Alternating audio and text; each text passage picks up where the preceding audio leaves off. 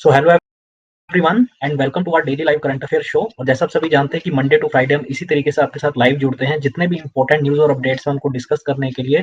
तो आज हम मेनली कवर करेंगे 22 ऑफ दिसंबर और 23 ऑफ दिसंबर के अभी तक के जितने भी इंपॉर्टेंट न्यूज़ और अपडेट्स हैं उनको। ठीक है, तो आप इंपॉर्टेंट की पॉइंट्स को side by side note down करते चलना। तो स्टार्ट करते हैं आज का ये शो।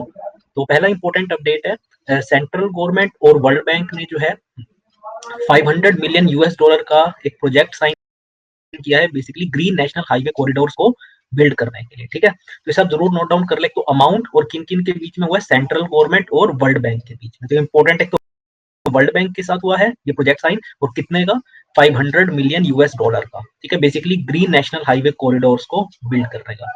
आपको पता देखिए, जो हमारे यहाँ पे पूरा हाईवे का जो नेटवर्क है, वहां पे ग्रीन जो कॉरिडोर्स होते हैं वो आपको बहुत कम मिलेंगे। ठीक है ना, तो उसे ही और ज्यादा उसके नेटवर्क को बढ़ाने के लिए ये बेसिकली प्रोजेक्ट साइन किया गया है। तो इस पर बात कर लेते हैं कौन कौन सी स्टेट्स को कवर करेंगे ये। So the centre and the World Bank signed a 500 million US dollar project to build safe and green national highway corridors. और जो स्टेट्स है बेसिकली वो है राजस्थान, हिमाचल प्रदेश, उत्तर प्रदेश और आंध्र प्रदेश। तो इन चार स्टेट्स के अंदर बेसिकली ग्रीन हाईवे कॉरिडोर्स को बिल्ड किया जाएगा।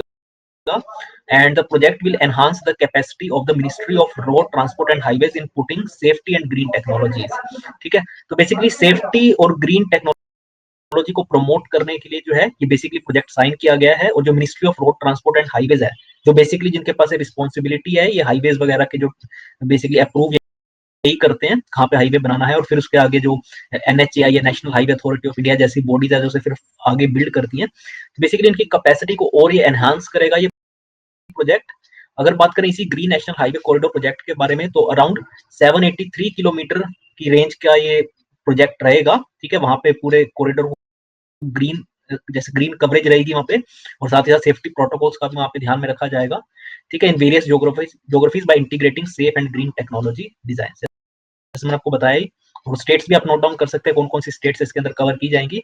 और it will also help reduce GHG, जो ग्रीन हाउस गैस एमिशन होते हैं उसको भी रिड्यूस करने में हेल्प होगी। ऑब्वियसली बात है, देखिए ग्रीन कॉरिडोर्स होंगे तो वहां पे काफी हद तक इसको कंट्रोल किया जा सकता है। जो खासकर एमिशंस निकलते हैं जो भी व्हीकल्स वगैरह होते हैं उनमें से, तो थोड़ा बहुत रिड्यूस करने में जरूर इससे हेल्प मिलेगी। और बाकी जो आपको होता है कंस्ट्रक्शन और मेंटेनेंस जब हाईवेज के होते हैं तो भी बहुत ज्यादा पोल्यूशन भी का भी एक बहुत बड़ा सोर्स है। ठीक है, आप देखेंगे जैसे भी दिल्ली या एनसीआर में काफी ज्यादा पोल्यूशन है इस टाइम पे, तो उसका एक मेन रीजन है कंस्ट्रक्शन वर्क। ठीक है, तो इस तरीके से अगर ग्रीन बेसिकली प्रोजेक्ट जो है ग्रीन हाउस गैस एमिशंस को भी रिड्यूस करने में हेल्प करेगा। ठीक है, तो जो इंपॉर्टेंट चीजें हैं जिस पर बेस्ड क्वेश्चन आ सकता है वो एक, तो किसके साथ सेंट्रल गवर्नमेंट ने ये प्रोजेक्ट साइन किया है, वर्ल्ड बैंक के साथ। कितने अमाउंट का, 500 मिलियन यूएस डॉलर का, basically green national highway corridor को कंस्ट्रक्ट और प्रमोट करने के लिए। ठीक है, यहाँ पे आप देख सकते हैं उसके विजुअल से भी ये साइन किया गया था प्रोजेक्ट उसके। ठीक है, आगे बात करें तो हेल्थ मिनिस्ट्री ने एसओपी यानी आपको स्टैंडर्ड ऑपरेटिंग प्रोसीजर की जो गाइडलाइंस है वो इशू की है, basically for surveillance response to new Covid 19 variant detected. आपको पता है जो यूनाइटेड किंगडम के अंदर जो है एक नया कोविड 19 का वेरिएंट जो डिटेक्ट हुआ है, जो काफी तेजी से स्प्रेड हो रहा है एज कम्पेयर टू जो प्रीवियस वेरिएंट्स थे। तो उसको ध्यान में रखते हुए जो है हेल्थ मिनिस्ट्री ने एसओपी जारी की है। इसके अलावा 31 दिसंबर तक जो है सारी अब फ्लाइट्स भी रोक दी गई हैं जो यूके से आ रही थी।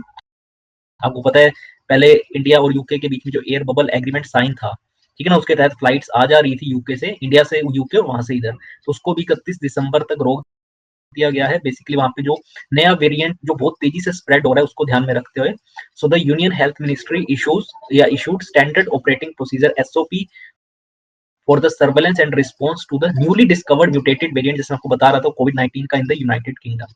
और ये जो वेरिएंट है ये बहुत ज्यादा transmissible as compared to previous one, यानी बहुत तेजी से स्प्रेड हो रहा है। खासकर जो यंगर पॉपुलेशन है उनको ये बहुत ज्यादा अफेक्ट कर रहा है, जिससे लगता है ज्यादा इन्फेक्शियस है और बहुत तेजी से स्प्रेड कर रहा है। और जो लेटेस्ट एसओपी जारी की गई है उसके अंदर बेसिकली यही है, जो the ministry describes the activities to be undertaken at the entry point and in the community for all international passengers who have either travelled from or transited through the UK in the last 4 weeks. देखिए UK से flights तो रोक दी गई है, लेकिन कोई ऐसा person जो पहले यूके से ट्रैवल करके किसी दूसरी कंट्री में गया और फिर उस कंट्री से, फॉर एग्जांपल अगर मैं कहूँ यूएई, पहले जैसे यूनाइटेड किंगडम से यूएई में आया और यूएई से अगर इंडिया में आ रहा है, तो उसकी प्रीवियस की भी जो उसकी जर्नी है उसको ध्यान ध्यान में रखा जाएगा कि अगर वो यूके गया है पिछले 4 हफ्तों में भी, चाहे वो आ किसी सेकंड कंट्री से रहा है, चाहे वो यूएस से आ रहा हो, जापान से आ रहा हो, लेकिन अगर वो पिछले 4 हफ्तों में अगर यूके भी गया है, तो उन पर ये गाइडलाइंस जो है वो उन पर अप्लाई की जाएगी, जहाँ पे उनके एंट्री लेवल पे ही कोविड टेस्ट होगा, ठीक है ना? और भी काफ़ी तरीके से खासकर ये न्यू वेरिएंट को डिटेक्ट करने के लिए जो है सारा प्रोसीजर अप्लाई किया जाएगा। क्लियर है? आपको बता रहा था कि और ये म्यूटेंट बेसिकली होता क्या है? देखिए टाइम टू टाइम ये अपने आप को रिप्लेस करते हैं। जो म्यूटेशन होती है बेसिकली जैसे जो प्रीवियस वायरस था उससे और ज़्यादा ये एडवांस वर्जन एक तरीके से हम कह सकते हैं, ठीक है? और ये बहुत तेज़ी से स्प्रेड कर रहा है और अब खैर यूके के बाद अभी कुछ और कंट्रीज में भी डिटेक्ट हुआ है, तो उम्मीद करते हैं भारत में कम से कम ना हो, ठीक है? और तो इसलिए जो है एसओपी एज हेल्थ मिनिस्ट्री ने जारी करी है। अभी अगर बात करें तो जो हमारे एट प्रेजेंट स्पोर्ट्स मिनिस्टर है किरण रिजिजू, उन्होंने वर्चुअली इनॉग्रेट किया है 8 खेलो इंडिया स्टेट सेंटर्स को ऑफ एक्सीलेंस अक्रॉस इंडिया। ठीक है, अभी खेलो इंडिया यूथ गेम्स भी होने हैं, मैंने आपके साथ कल ही इसके बारे में डिस्कस भी किया था कल वाले शो में 2021 में, जो कि हरियाणा में होने हैं।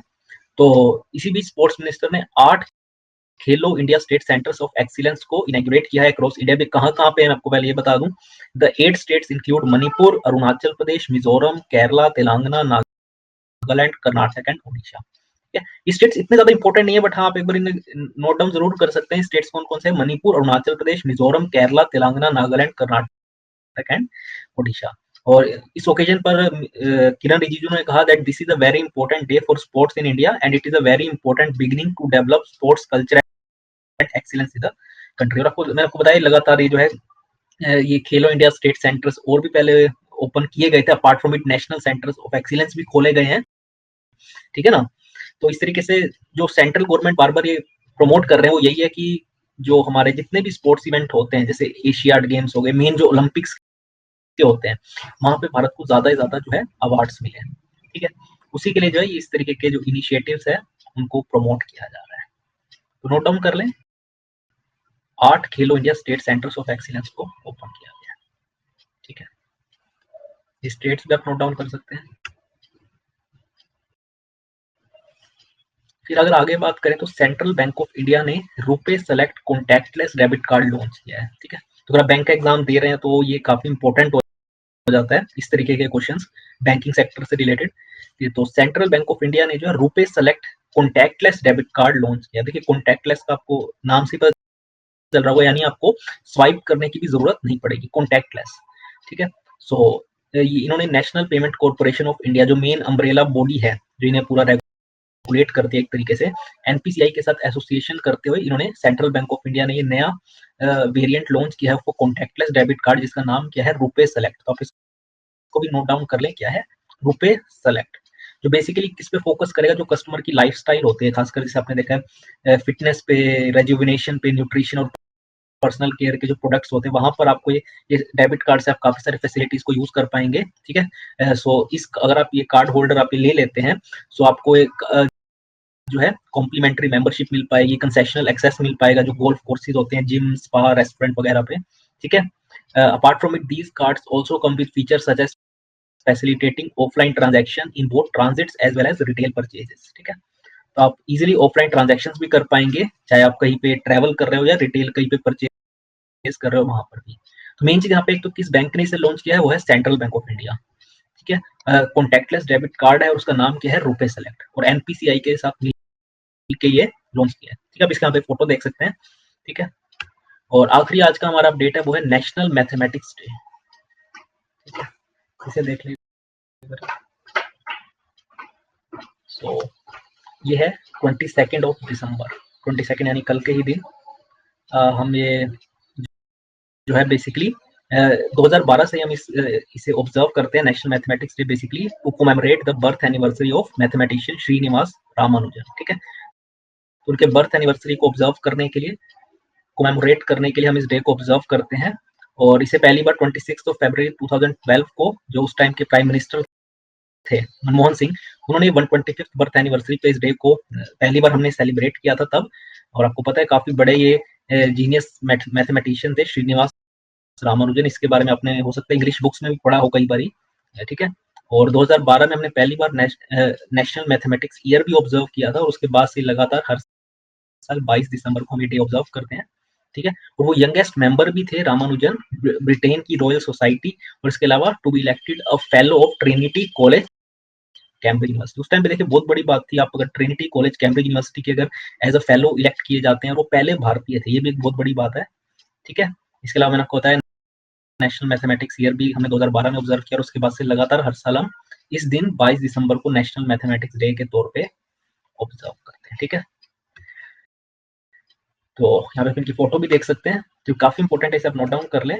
और ये थे आज के हमारे इंपॉर्टेंट अपडेट्स। अब एक बार जल्दी से पीछे भी एक बार गो थ्रू कर लेते हैं, जिससे पहले हमने करंट अफेयर्स को डिस्कस किया। तो नेशनल मैथमेटिक्स डे 22 दिसंबर को हम ऑब्जर्व करते हैं। पहली बार हमने 2012 से इसको स्टार्ट किया था सेलिब्रेट करना, ऑब्जर्व करना। फिर मैंने आपको बताया सेंट्रल बैंक ऑफ इंडिया ने जो RuPay select contactless debit card launch किया है, उसके बारे में आप नोट डाउन कर सकते हैं।